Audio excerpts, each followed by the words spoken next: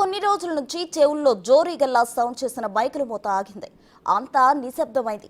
ఎక్కడికక్కడ ప్రచారాలు ముగిశాయి. ప్రచార గడువు ముగియడంతో ప్రచార రథాలన్నీ ఇంటికి పరిమితమయ్యాయి.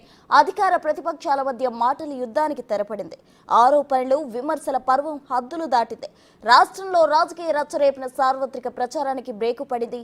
టీడీపీ, జనసేన, బీజేపీ కూటమిగా ప్రచారం చేయగా వైనాట్ 175 అంటూ వైసీపీ మైకులో దంచి కొట్టింది.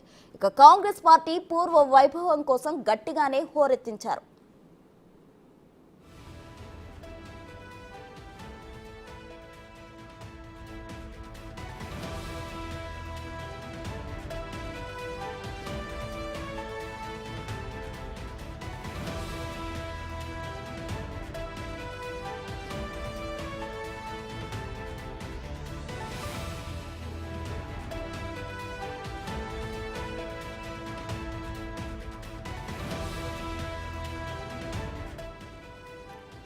మేమంతా సిద్ధం పేరుతో బస్సు యాత్ర చేశారు జగన్మోహన్ రెడ్డి.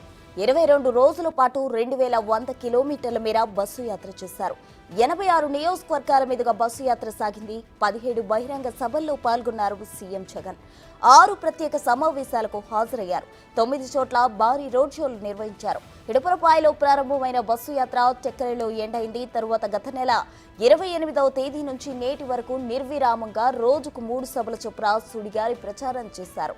చివరిగా పిఠాపురంలో ఎండ్ ఆఫ్ ద స్పీచ్ పై ప్రచారాన్ని గ్రాండ్ గా ఎండ్ చేశారు.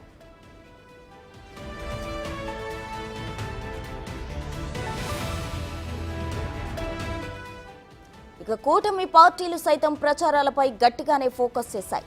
ఈ ఏడాది జనవరి నుంచి 114 నియోజకవర్గాల్లో చంద్రబాబు సుడిగాలి పర్యటనలు చేశారు.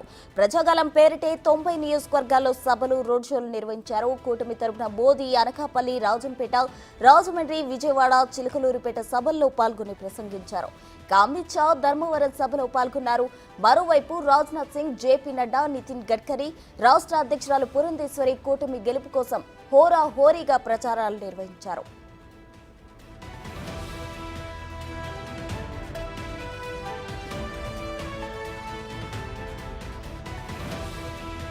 పొత్తులో భాగంగా వెళ్తున్న పవన్ కళ్యాణ్ కాకినాడ సభతో ప్రచారానికి ఎండ్ కార్డ్ వేశారు.